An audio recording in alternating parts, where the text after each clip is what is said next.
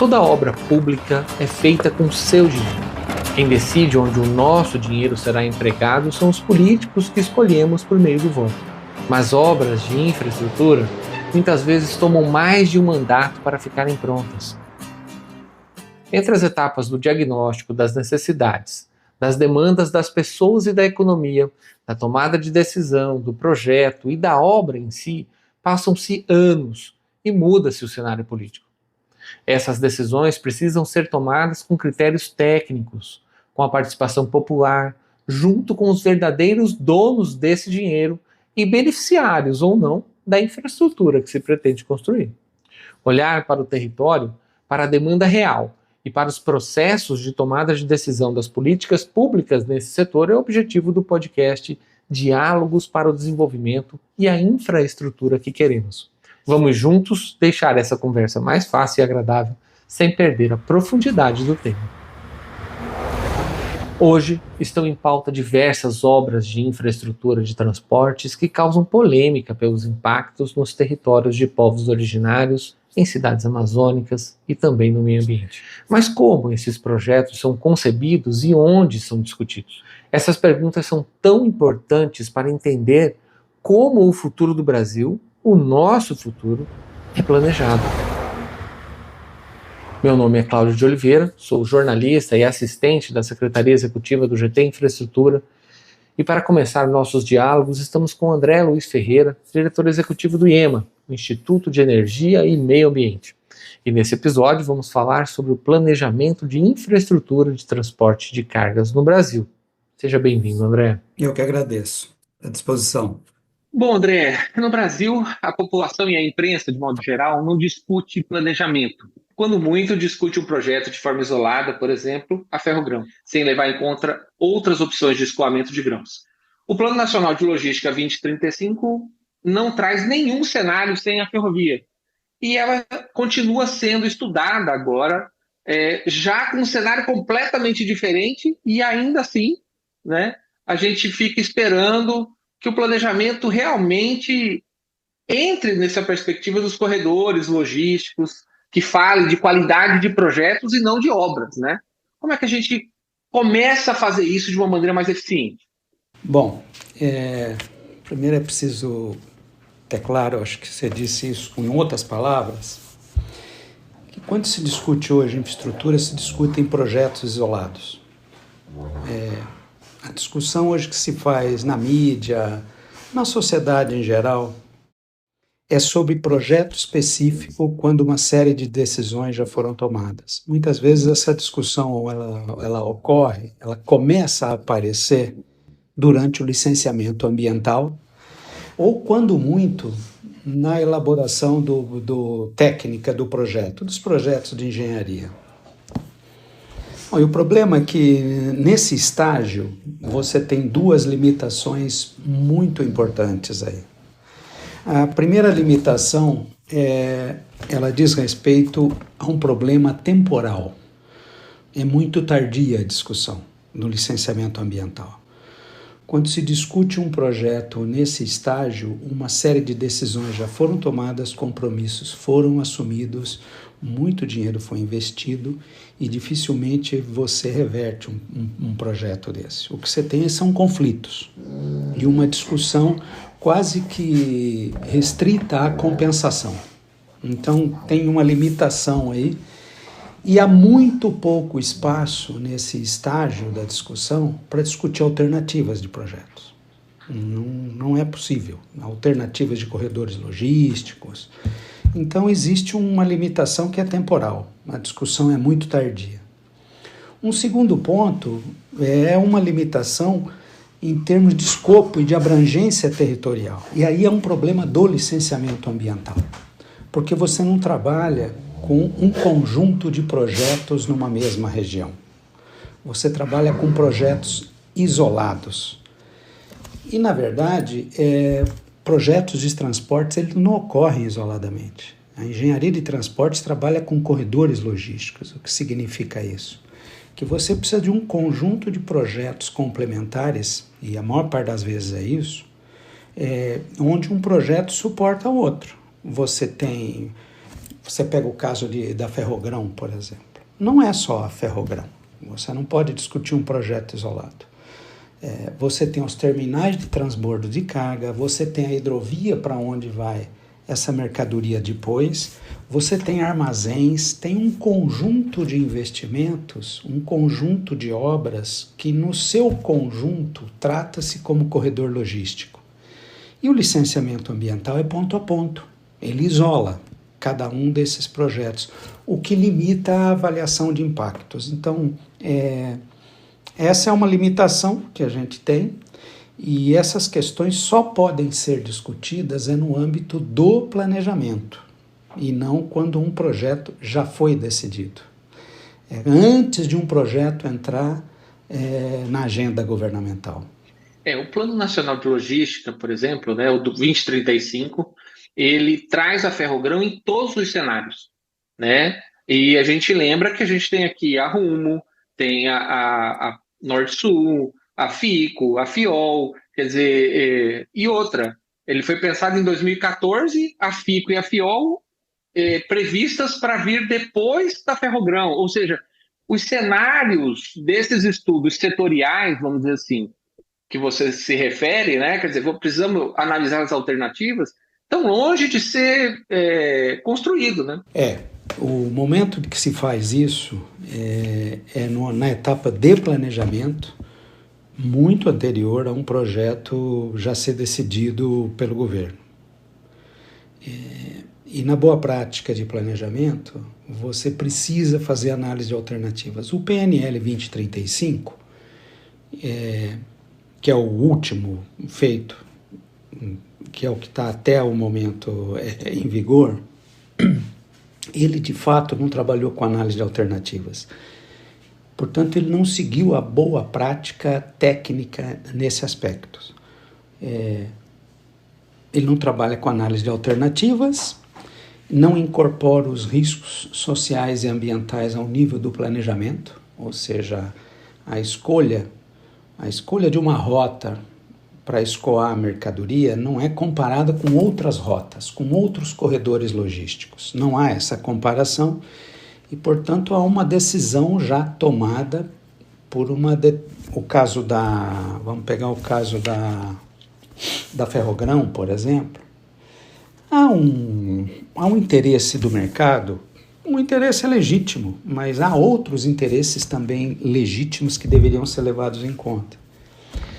É que as mercadorias produzidas, por exemplo, no Centro-Oeste, especialmente grãos, saiam pelos portos do Arco Norte, pela Amazônia. Quando você toma uma decisão que vai sair por aí, você elimina todas as outras alternativas. E a Ferrogrão é produto de uma decisão de que a mercadoria vai sair pelos portos do Arco Norte, no caso aqui pela bacia do Tapajós, não é? E isso não foi comparado, não há uma comparação com outras possibilidades de exportar essa mercadoria e grãos, pelos portos do leste, por exemplo. Há uma série de portos, você citou um caso desse, a saída por Santos, há uma ferrovia sendo construída já, que é a FIOL, saindo pela Bahia. A ferrovia Norte-Sul pode ser alimentada para que essa mercadoria possa sair por São Luís, pelo porto de Itaqui, que é um porto excelente, não é? Então, isso não aparece no PNL 2035, isso faz muita falta. Sim, entendo perfeitamente. Quer dizer, agora, essa discussão, André, ela normalmente gira muito num corpo técnico, né? Engenheiros, economistas, que vão definir os gargalos, o que precisa, onde está sendo produzido efetivamente essa mercadoria, para onde ela precisa ir. Só que as pessoas parecem que planejam isso em Marte ou em Júpiter, porque ninguém olha para o território, para quem está no chão, para quem vive ali, para quem produz muitas vezes. Muitas mercadorias, seja da agricultura familiar, seja artística, não importa, né? Um beneficiamento do látex, o que seja, da castanha, do açaí, e não tem um pensamento ou uma participação popular nesse processo de tomada de decisão. Ou seja, as necessidades do ribeirinho, do indígena, dos próprios habitantes das cidades amazônicas não estão sendo levadas em consideração. Como é que eles podem participar desse processo, opinar, mesmo às vezes não tendo um conhecimento técnico, por exemplo, de engenharia? Bom, primeiro é preciso ter claro o seguinte: um plano setorial de transporte, de investimentos em transportes, ele ocorre, e isso é a boa prática, ele ocorre antes de você incluir um projeto no orçamento público, no orçamento geral da União, ou mesmo de oferecer um projeto para iniciativa privada, por meio de leilão e de concessão. Portanto, ele é um processo que ocorre em estágio anterior a esse.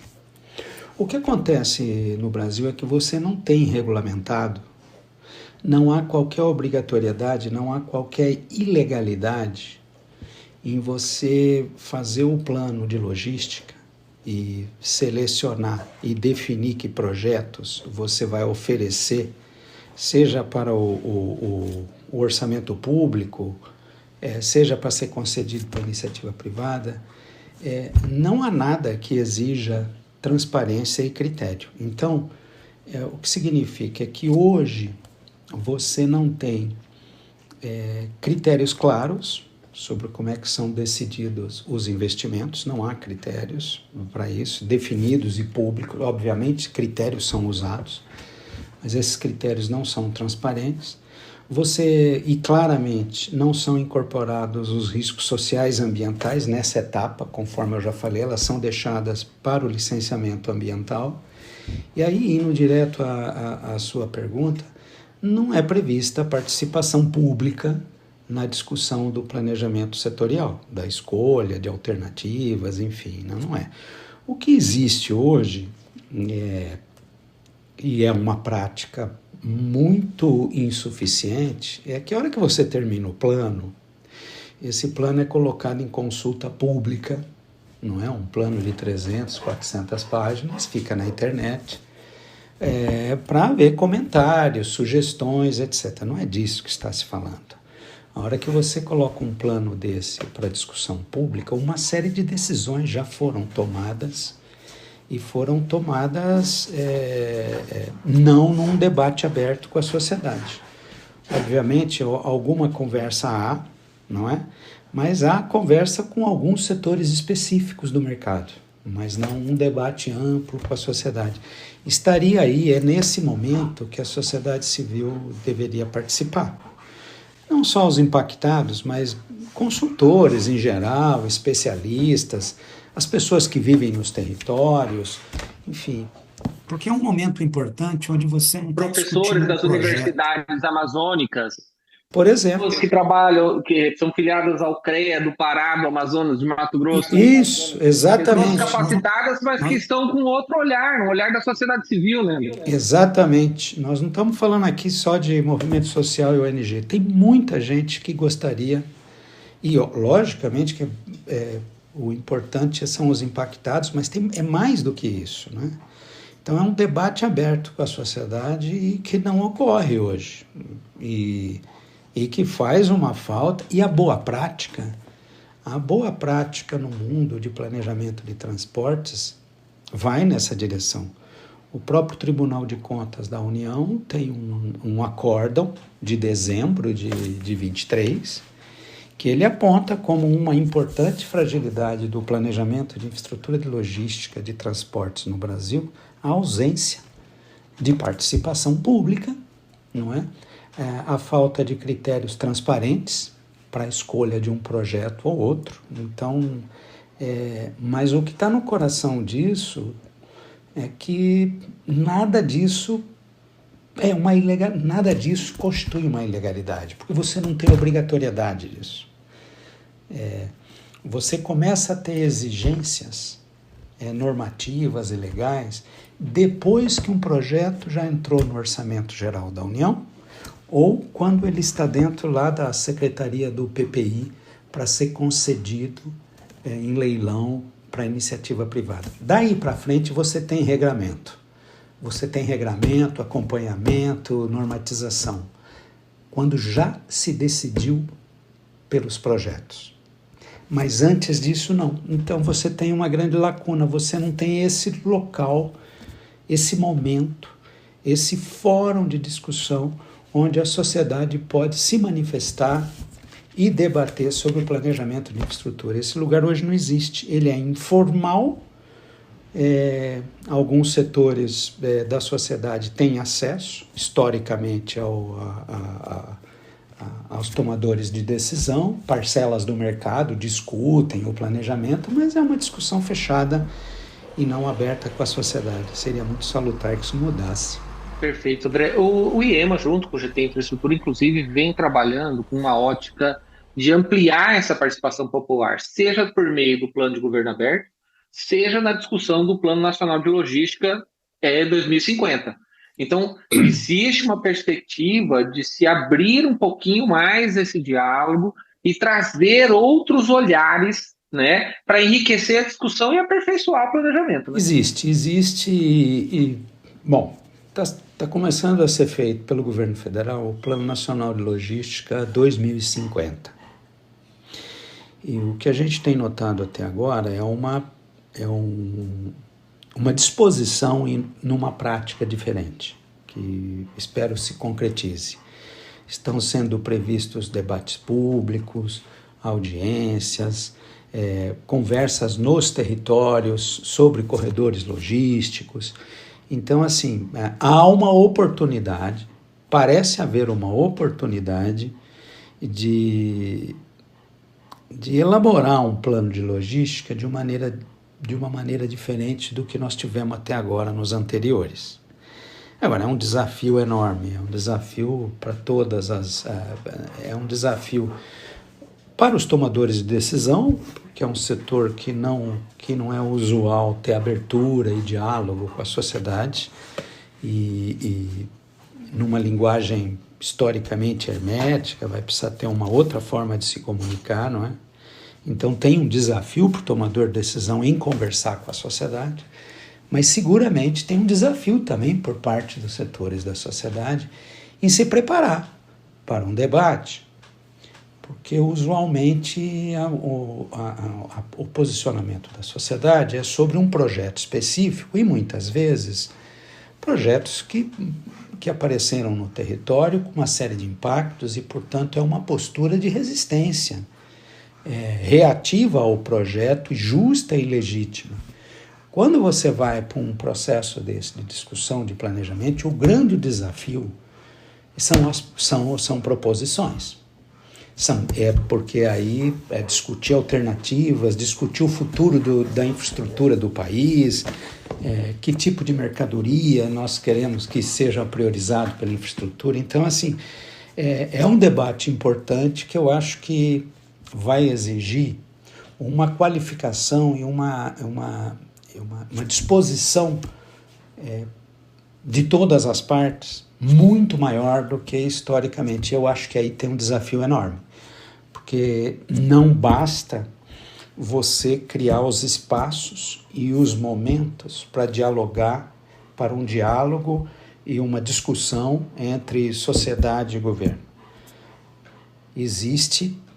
Além de criar esses espaços, nós precisamos estar preparados para o debate que vai ocorrer nesse espaço e a forma de dialogar. E aí eu vejo um desafio enorme, tanto por parte da sociedade quanto por parte do tomador de decisão. Mas é um bom desafio, né? Para mim é um avanço isso. Isso faz parte do processo civilizatório, né? Nós nos prepararmos para ter esse tipo de debate onde a sociedade possa discutir o futuro do país, o futuro da infraestrutura. Enfim, eu espero que ao longo de 2025 as coisas se concretizem no Plano Nacional de Logística 2050 da forma como vem sendo anunciada pelos responsáveis pelo plano no Ministério de Transportes. Tem uma oportunidade aí, né? Muito obrigado, André. A gente está chegando aqui no final desse programa. Não à toa ele chama Diálogos para o Desenvolvimento e a Infraestrutura que Queremos, ou seja, esse olhar múltiplo, né, sobre a infraestrutura e o planejamento do futuro do Brasil. Obrigado por participar com a gente. Eu que agradeço. Obrigado, Cláudio. Grato. Chegamos ao fim do nosso primeiro episódio. Nos próximos diálogos, vamos falar sobre boas práticas de planejamento. Qual o caminho certo a trilhar? Para saber mais e se aprofundar na temática de infraestrutura de transportes no Brasil, entre em nosso site gt-infra.org.br e nos siga nas redes sociais, @GTInfraestrutura. Compartilhe esse conteúdo e até a próxima. É aprender com os povos originários, é florestar mentes, é revolução. Não se pode esperar 2030 para promover a transformação. É aprender com os povos originários, é florestar mentes, é revolução. É florestar mentes, é revolução. Vamos apagar o apagão da consciência. Vamos apagar o apagão da inconsequência. Vamos apagar o apagão da consciência. Vamos apagar o apagão da inconsequência. Vamos apagar o apagão da consciência. Vamos apagar o apagão da inconsequência.